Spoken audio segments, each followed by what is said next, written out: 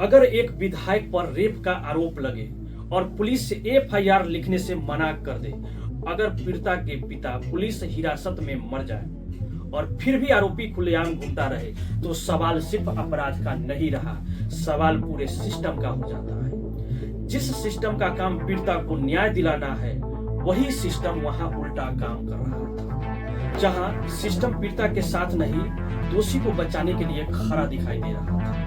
यह कहानी तब शुरू होती है जब उन्नाव की एक नाबालिग लड़की ने आरोप लगाया कि सत्ता के नशे में चूर विधायक ने उसे अकेला पाकर अपने पद, डर और प्रभाव का इस्तेमाल करते हुए उसके साथ जबरदस्ती की। लड़की ने कहा उसे धमकाया गया, चुप रहने के लिए डराया गया, और जब उसने शिकायत करने की कोशिश की तो पूरा सिस्टम आरोपी के साथ खड़ा दिखाई दिया। आरोपी कोई आम आदमी नहीं था, वह था कुलदीप सिंह सेंगर, एक ताकतवर विधायक जिसे लग रहा था कि कानून भी उसके सामने बेबस है। लेकिन यह कहानी सिर्फ एक जुर्म की नहीं है, यह कहानी है उस जुर्म को दबाने की हर कोशिश की। अध्याय फर्स्ट, कुलदीप सिंह सेंगर की असली ताकत।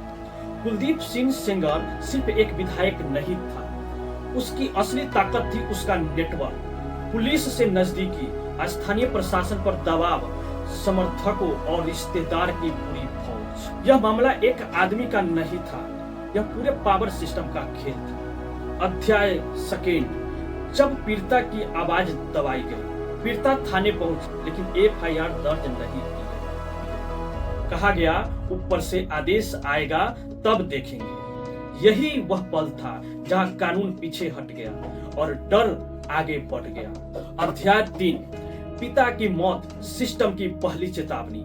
कुछ ही दिनों बाद पुलिस आरोपी को उठाने की बजाय पीड़िता के पिता को, जो न्याय की गुहार लगा रहे थे, उन्हें उठाकर ले गई। कुछ दिन बाद खबर आई पुलिस हिरासत में उनकी मौत हो गई। शुरुआत में कहा गया बीमारी से हुई है, लेकिन जांच में सामने आया उसकी शरीर पर चोटें, हिरासत में मारपीट।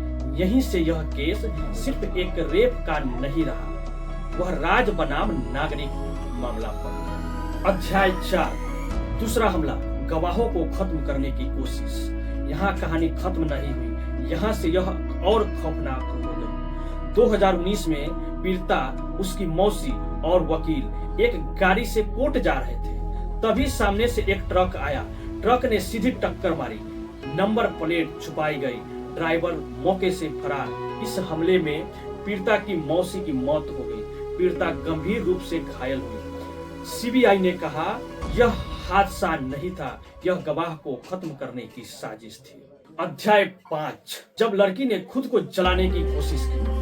जब कोई सुनवाई नहीं हुई तो पीड़िता ने उत्तर प्रदेश के मुख्यमंत्री आवास के सामने आत्मदाह करने की कोशिश की। यही वह पल था जब यह मामला राष्ट्रीय सुर्खी में सामने आया। देश ने पहली बार देखा एक लड़की न्याय मांगते मांगते अपनी जान देने को मजबूर हो। अध्याय 6, सुप्रीम कोर्ट का हस्तक्षेप। जब पूरा सिस्टम फेल हो गया तब दखल दिया भारत का सर्वोच्च न्यायालय ने।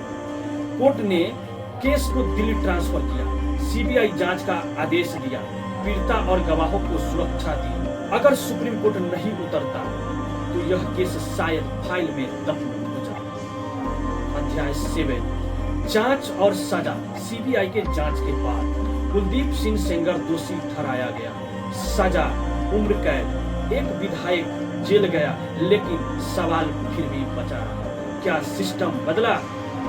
अध्याय 8, क्या बदला, क्या नहीं बदला?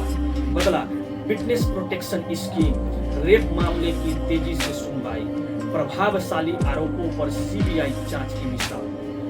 नहीं बदला थाने का डर, स्थानीय राजनीति का दबाव, पीड़ित परिवारों की अकेलापन। इन सब में एक आदमी सजा पाता है लेकिन सिस्टम अक्सर बच जाता है। अध्याय 9, अगर आरोपी ताकतवर हो तो आम आदमी क्या करे? तो ध्यान से सुनिए। एफआईआर हमेशा लिखित में दे, मेडिकल सबूत तुरंत सुरक्षित करे, जरूरत पड़े तो हाई कोर्ट, सुप्रीम कोर्ट जाए, गवाह सुरक्षा की मांग करे, अकेले न पड़े, संगठन और मीडिया जोड़े। न्याय मांगना भी एक लड़ाई है और हर लड़ाई की तैयारी चाहिए। उन्नाव केस हमें डराता नहीं है, यह हमें चेतावनी देता है, अगर आवाज जिंदा रहे, अगर दस्तावेज बचे, अगर हिम्मत टूटे नहीं, तो ताकतवर भी गिरता है। यह वीडियो सिर्फ कहानी नहीं, यह एक सवाल है, क्या अगली बार सिस्टम वीरता के साथ खड़ा हो गई? अगर आपको लगता है कि कहानी लोगों तक पहुंचना जरूरी है, तो इस वीडियो को शेयर कीजिए, क्योंकि आपकी आवाज किसी और की जान बचा सकती है। धन्यवाद।